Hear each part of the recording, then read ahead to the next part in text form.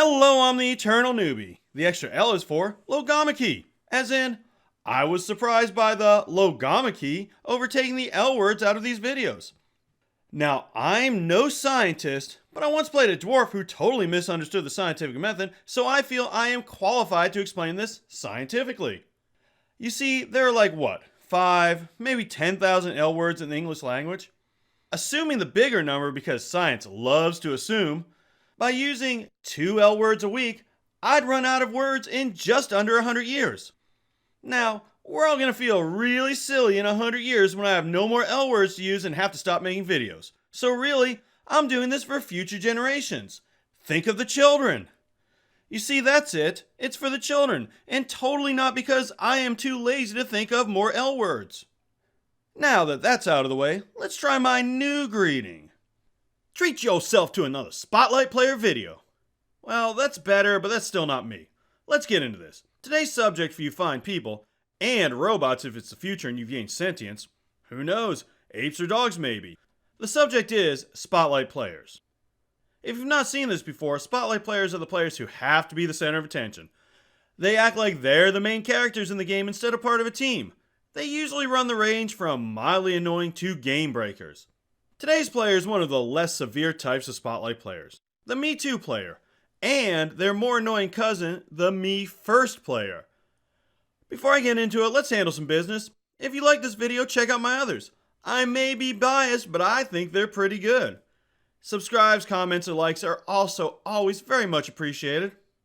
The Me Too player is not the worst of these, far from it, and it's a stage I've seen many new players go through, including myself. The Me Too player, simply put, wants to be involved in every aspect of the game. The rogue is picking a lock? Me Too wants to pick the lock if the rogue fails, even if they don't have the tools or the proficiencies. If you do any kind of skill check, they also want to do that skill check, especially if you roll low. The wizard fails an arcana check? The Me Too barbarian will want to roll it. The fighter with athletics proficiency and a strength of 20 can't force open a door? The warlock with a strength of 8 will want to try. As I've said, this is a phase I've seen a lot of new players go through. It's not against the rules, and it's not really a big deal. Most people learn soon enough to let others do their thing. A few players may stay in this stage a bit longer, and some, I'm sad to say, will never leave it. A few more will become the much, much more annoying cousin of the Me Too player, the Me First player. The Me First player wants to do everything, like the Me Too, but he wants to do it first. Luckily, this guy is pretty rare, but he is out there. Any situation you come to, he's going to want to do the check. Come to a locked chest? Before the rogue can even think about searching for traps, the Me First player will try to break it open. His stats don't matter. Whoever has the best chance of succeeding doesn't matter. Me First is gonna be first. For example, imagine the party goes to get some critical information from an NPC. It doesn't matter to Me First that the other players have a much better chance of getting this info, or that another party member actually has a personal relationship to this NPC. Me First is gonna do the talking. After all, he is the main character. The NPC will be like, "Ah, my friend Michaels, good to see you." But before Michaels can say anything, here comes Me First. "Where's the MacGuffin?" The NPC will try to talk to his friend, but Me First won't let the spotlight move off of him. The thing is, Me First usually isn't very skilled in the role-playing aspects of the game. He's just the first one to talk and will talk over anyone else trying to do something.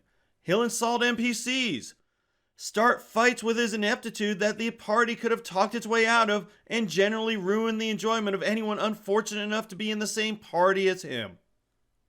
Luckily, this type of player does not last long.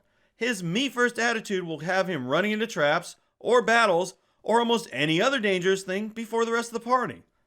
Of course, that's when he re-rolls a rogue. If I had to rank them on a scale of 1 to 10, with 1 being a very minor annoyance and 10 being a superstar mixed with a know-it-all, I'd call the Me Too player a 2. And the Me First a 6, mainly because Me First don't last very long. Have you ever met a Me Too or a Me First player?